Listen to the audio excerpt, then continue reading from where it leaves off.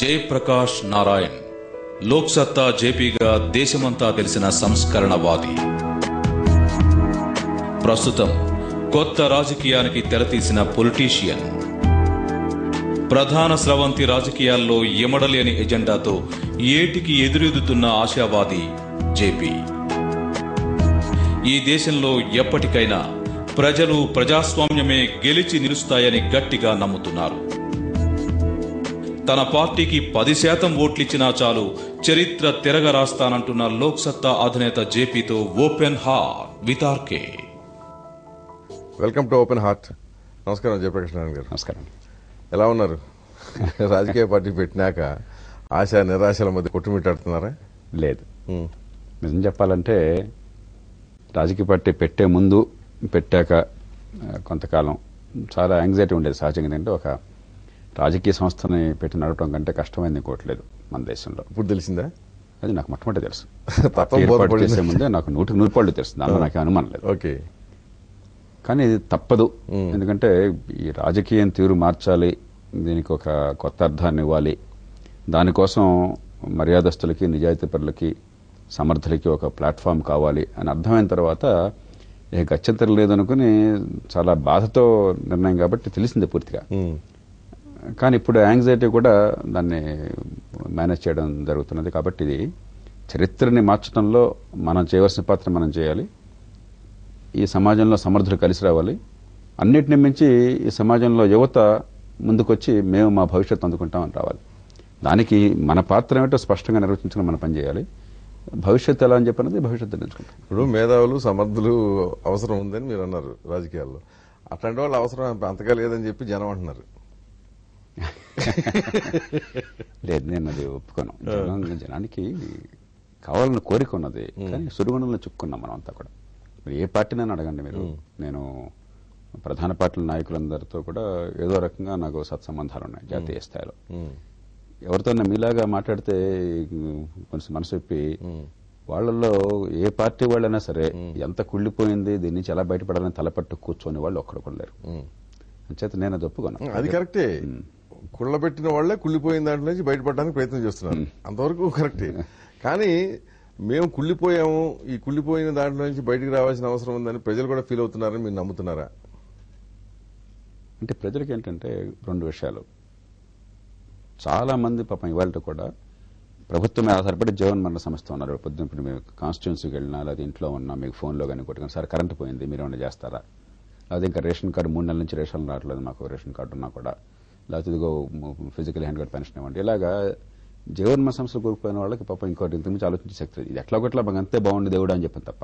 కానీ బాధ ఎక్కడంటే ఇక్కడ కొంచెం ముఖ్యంగా టీవీలు చూసే వర్గాలు గుర్తించాలి. ప్రజాస్వామ్యంలో మార్పు ఎప్పుడూ కూడా కాస్తో కూస్తో కడుపు నిండిన వాళ్ళ దగ్గర నుంచి ఈ పూట బతకడం ఎట్లాగా, ఈ రాత్రికి తినడం ఎట్లాగా చెప్పనే భయం లేని వాళ్ళ దగ్గర నుంచే వస్తుంది. వాళ్ళు పట్టించుకోకుండా విమర్శిస్తూ కూర్చొని బేదలంతా కూడా తప్పు చేస్తున్నారని చెప్పిన భావంతో ఉంటాం డ్రాయింగ్ రూమ్ లో కూర్చొని.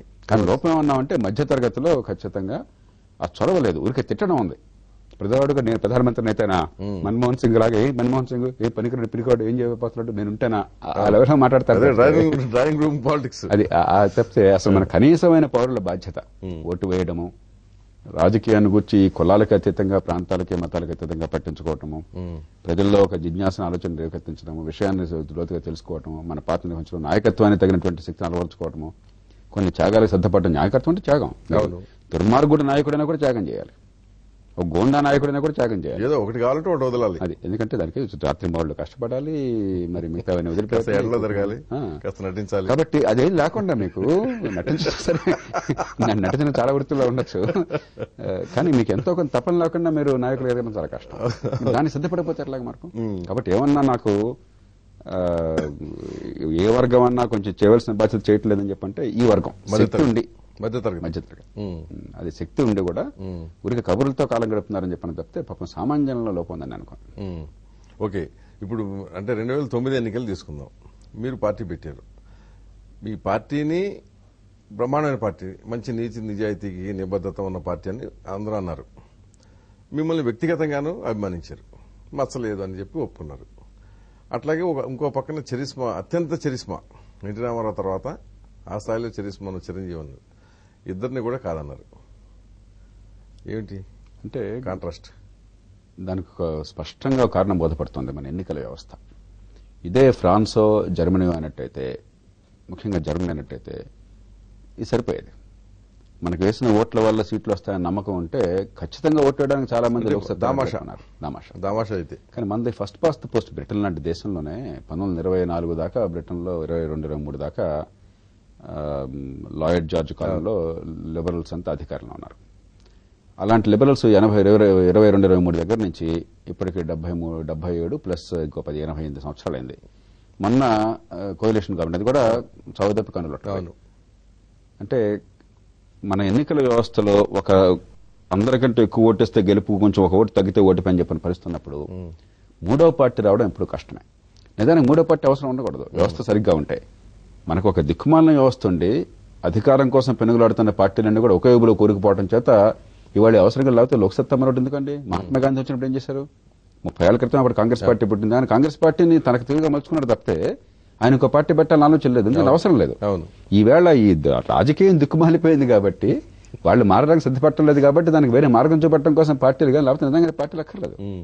అంటే ఆ నేపథ్యంలో అది మన ఆకర్షణ ఇవ్వటానికి కాదు. ఎన్టీ రామారావు గారు వచ్చినప్పుడు కాంగ్రెస్ పార్టీకి ప్రత్యామ్నాయం అవసరమైంది కాబట్టి రాష్ట్రంలో స్పష్టమైన ప్రత్యామ్నాయం లేదు కాబట్టి అది వచ్చింది. ఎన్టీ రామారావు లాంటి జనాకర్షణ గల మహానాయకుడు లేకుండా ఉన్నా కూడా మీకు కర్ణాటకలో రామకృష్ణ హెగ్డే ఆధ్వర్యంలో జనతా పార్టీ గెలిచింది. అవును. ఒక సంవత్సరం కాలంలో ఈయనకంత ఆకర్షణ ఉంది, అక్కడ ఆయనకంత ఆకర్షణ వచ్చింది, గమనించారు. కాబట్టి ఆకర్షణ మన వాళ్ళు అనుకుంటాం అంతే. కొంతకాలం పోయిన తర్వాత సందర్భాన్ని బట్టి ఆ మనిషి నాయకత్వం వచ్చేస్తుంది. మీరు పార్టీ పెట్టినట్టుగా ఏంటంటే రెండు పార్టీల ప్రభుత్వాలను చూసిన వాళ్లే, అటు వాళ్ళని చూశారు, ఇటు కాంగ్రెస్ పార్టీని చూశారు, రెండు ప్రభుత్వాలని. ఆ పరిస్థితిలో కూడా మీరు అంటే ప్రజలకి విశ్వాసం కల్పించలేదని ఒక భావన ఏం రాలేదా? అంటే మీ లీడర్షిప్ మీద కానివ్వండి, మీ పార్టీ మీద కానీ నమ్మకం కలిగించడంలో వైఫల్యంగా దాన్ని ఏం పరిగణించట్లేదా? ఇప్పుడు ఒక చరిత్రను మార్చే క్రమంలో ఒక్క రోజునే దేశం మారిపోవాలనుకుంటే వైఫల్యంగానే భావించవచ్చు. చాలా ఆశాపరండి. ఈ గంటలో ఛాన్స్ ఉంటే గంటలో మారిపోవాలని కోరుకున్నామండి. ఇప్పుడే నేను దారిలో వస్తున్నప్పుడు కూడా కొత్తగా లోక్పాల్ బిల్లు ప్రభుత్వం ప్రతిపాదించి చూస్తున్నాను. దానిలో మంచి చేయడం చూస్తున్నాను. ఇదే కాకుండా ఇంకో రకంగా బాగుంటుందని రేపు ప్రధానమంత్రి గారు రాయబోతున్నాను. కాబట్టి ఎంత వీలుంటే అంత మంచి జరగాలని కోరుకున్నప్పుడు అదే జరగలేదని బాధ ఎప్పుడైనా ఉంటుంది. రెండోది, మనం ఆశించినంత వేగంగా సమాజంలో రాజకీయం మారదు, ప్రపంచంలో ఎక్కడ మారదు, భారతదేశంలోనే కాదు. అది ఆ అంచనా వేయటం అనేలోనే మీరు తప్పు చేసినట్టు కాదా? కాదు, నేను పొరపాటు అంటే ఏమన్నా ఉంటే నా ఆలోచనలో ఒక నిజాయితీ అనే వేదిక, ఒక స్పష్టమైనటువంటి విధానాలతో ఉన్న వేదిక, కేవలం నిజాయితీ మాత్రం కాదు, చాలా సూటైన స్పష్టమైన ఆలోచన ఉన్న వేదిక. సరే, ఇక సామర్థ్యం విశ్వసనీయత ప్రజలు చూసుకుంటారు. అవును. ఇవి ఉన్నప్పుడు సమాజంలో 10 మంది సమర్థులు కలుస్తారు దానికోసం అని చెప్పి నేను ఆశించాను. అది అంత తేలిక కాదని ఇప్పుడు అర్థమైంది. కాబట్టి నా అంచనా ఏమన్నా, మిగతావన్నీ నాకు పూర్తిగా తెలిసినవే. మన వ్యవస్థ ఎంత కుళ్ళిపోయిందో, దేశంలో ఎన్ని కష్టాలున్నాయో, అవతల వాళ్ళు ఎన్ని కోట్లు ఖర్చు పెడతారో, ఈ సామాన్యులు ఎంత లొంగ తీసుకుంటారో, ఇవన్నీ నాకు ఏమీ తెలియనివి కాదు. అసలు భారతదేశంలో వాటి గురించి బాగా ప్రచారం చేసి ఉద్యమం చేసింది కూడా అంతే కదా, అందరికి అర్థమయ్యేట్టు చెప్పింది కూడా నేనే. ఎవరి దేశంలో ఎవరికి విషయాలు తెలియనప్పుడు దీని గురించి విపరీతంగా కాబట్టి ఆ విషయంలో కాదు.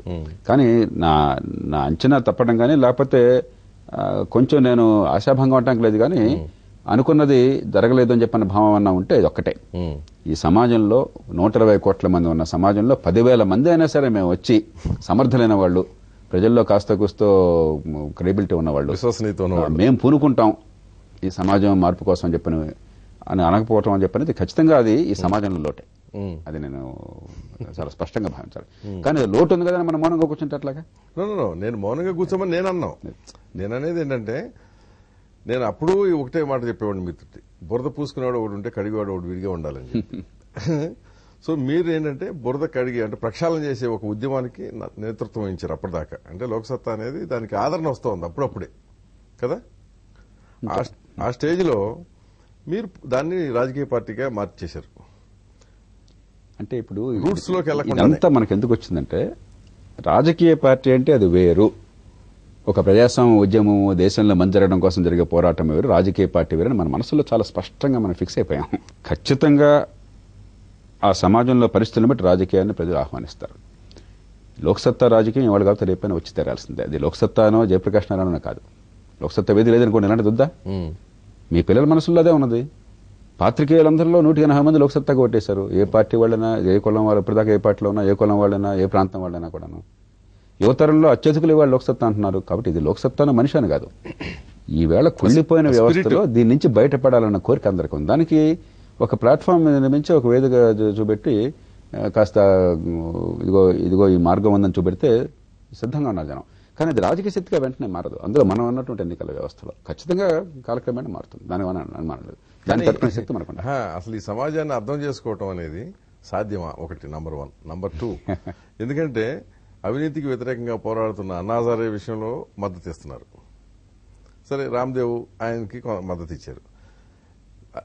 అత్యంత తీవ్ర స్థాయిలో అవినీతి ఆరోపణలు ఎదుర్కొన్న జగన్మోహన్ రెడ్డి వెనకాల జనం పరిగెత్తుతారు. ఇప్పుడు దాన్ని ఎట్లా చెప్తారు అసలు మీరు చెప్పండి? దీన్ని ఫ్రెడరిక్స్ అని చెప్పాను, ఒక ఆయన రాజకీయ శాస్త్రజ్ఞుడు, ప్రిస్మాటిక్ సొసైటీ అన్నాడు. మీరు ఒక ప్రిజంలోంచి చూస్తే రకరకాల రంగులు కనిపిస్తాయి, ఒకే రంగు కనిపించదు. మన సమాజంలో కూడా అంతే, అన్ని రంగులు ఉంటాయి. ఆ ఫ్యూడల్ భావన ఉంది, రాబిన్ హుడ్ వెనకాలపడేటువంటి వెర్రితనము ఉన్నది, వాడి తిని నాకు కూడా పెట్టాడు కదా అని చెప్పినటువంటి స్వార్థము ఉంది, లేకపోతే కులతత్వము ఉంది. అదే సమయంలో ఉదాత్తమైన భావాలు ఉన్నాయి. మన సంస్కృతి నుంచి, మన సాంప్రదాయం నుంచి, ఉపనిషత్తుల నుంచి, లేకపోతే నమ్మినటువంటి మత మెజారిటీ మైనారిటీ దగ్గర తేడా వచ్చేస్తుంది. అంటే ఇది క్రమక్రమం మారుతుంది. ఇప్పుడు స్టాటిక్ గా ఉండదు కదా, అది ఉండదు, అది ఎట్లా సాధ్యమే కాదు. బ్యాలెన్స్ ఉంది. ఈ పక్కన టన్ను బరువు ఉంది, మనం రోజు వేస్తున్నాం కిలోనో అరకిలోనో, మనకందరికీ ఏంటంటే ఏమిటి ఇంకా ఇది రోజు వేస్తున్నాం, ఇన్ని కష్టపడుతున్నాం, ఇంత కష్టపడుతున్నాం అని చెప్పి అనిపిస్తుంది. కానీ టైం వచ్చినప్పుడు సడన్ గా మారుతుంది, దానికేం అనుమానం లేదు. కాబట్టి మనం ఆ వెయిట్ యాడ్ చేస్తూ ఉండాలి. ఆ వెయిట్ ఇంకా చాలేదని అర్థం అంతే, అవసరం తెలియదు కదా, చాలేదని అర్థం అంతే. కాబట్టి దానికి నిరాశపడక్కర్లా. ఎందుకంటే నష్టపోతుంది పాపం వాళ్ళే కదండి, మీకు నాకు నష్టం ఉంది. నిజంగా ఏ పార్టీ ఉన్నా, ఎవడ ముఖ్యమంత్రి అయినా, ఎవడ ప్రధానమంత్రి చేయలేరు. కాబట్టి అది ఈ దేశంలో ఎవరి బతుకులు బాగుపడాలో వాళ్ళు నష్టపోతున్నారు. వాళ్ళని నిందిస్తే లాభం లేదు, వాళ్ళకు మార్గం చూపెట్టాలి, నీ బతికిరా అని అర్థమేంటి చెప్పాలి. బట్ ఒకటి, ఇప్పుడు మీరు చూశారు, అంటే మీరు ఐఏఎస్ సర్వీస్ లో చేరడానికి ముందు అప్పటి ప్రజల ఆలోచన ధోరణులకి ఇప్పటి ప్రజల ఆలోచన ధోరణులకి తేడా లేదు. నిజంగా చెప్పాలంటే ఒక పుస్తకం ఉంది, అంబర్టన్ ఈకో అని ఒక పుస్తకం రాశారు అతను, the name of the rose అని చెప్పని. షాన్ కానరీ లీడ్ రోల్లో సినిమా వచ్చింది కూడా అదే పుస్తకం, చాలా క్లాసిక్ అది. 15-16 శతాబ్దాల్లో ఇటాలియన్ మొనాస్ట్రీలో కొన్ని హత్యలు జరుగుతాయి ఒక వారం రోజుల పాటు. అవన్నీ కూడా ఏం జరిగిందని చెప్పన్నది, ఆనాడు ఒక సీనియర్ ప్రీస్ట్ దగ్గర ఉన్నటువంటి జూనియర్ ఒక 50 ఏళ్ల తర్వాత తన ముసలాడైన తర్వాత రాస్తాడు. ఇక మిగతా అంతా వదిలేసేయండి. దానిలో కొన్ని పేజీలు ఆనాడ లోకం ఎంత అద్భుతంగా ఉండేది, ప్రజల్లో ఎన్ని విలువలు ఉండేవి, దేవుడు అంటే ఎంత భక్తి ఉండేది, ఎంత పాపభీతి ఉండేది, ఇవాళ ఎంత కుళ్ళిపోయింది సమాజం అంతా కూడాను. ఇవాళ పెట్టుకుంటే అదే భాష కనిపిస్తుంది. ప్రతి తరంలో, ప్రతి శతాబ్దంలో అంతే గతం బ్రహ్మాండంగా ఉంది, కుళ్ళిపోతుంది అన్న భావన ఉంది. ఇది పూర్తిగా అవాస్తవం, 100కి 100 పాళ్ళు అవాస్తవం. చరిత్రలో ఏనాడు కూడా మీకు పాలు తేనె ప్రవహించే కృతయుగమో లేదు, ఈవేళ ప్రత్యేకంగా కలియుగమో కాదు. ప్రజలు ఎప్పుడు ఒకే తీరును ఉంటారు. ప్రజల్లో కొందరు ఎప్పుడు ధర్మనిరత ఉంటారు, ఏ శిక్ష లేకుండా, ఏ భయం లేకుండా నిజాయితీగా సమాజం గురించి ఆలోచించే శక్తి ఉన్న కొందరు ఉంటారు. అవకాశం వస్తే వేటగాడ మనస్తత్వంతో దోచేసుకుందాం అని వాడు మరికొందరు ఉంటారు. మిగతా వాళ్ళంతా ఎవడు గెలుస్తున్నాడో చూసి, ఎవడు బతుకు బాగుంటుందో చూసి దాన్ని బట్టి వెనకాల పడుతున్నారు. ఈవేళ ఎక్కువ మంది వెనకాల పడుతున్నారని చెప్పంటే అర్థం సరైన వ్యవస్థను ఏర్పాటు చేసుకోలేదని అర్థం అంతే. అంతేగాని జనం మాత్రం ప్రత్యేకంగా ఒకప్పుడు గొప్పవాళ్ళు కాదు, ఇప్పుడు కుళ్ళిపోయిన వాళ్ళు కాదు. ruchulu.com making of Andhra recipes. Recipe videos in Telugu for all varieties of veg, non veg, baking snacks and desserts. Please visit ruchulu.com.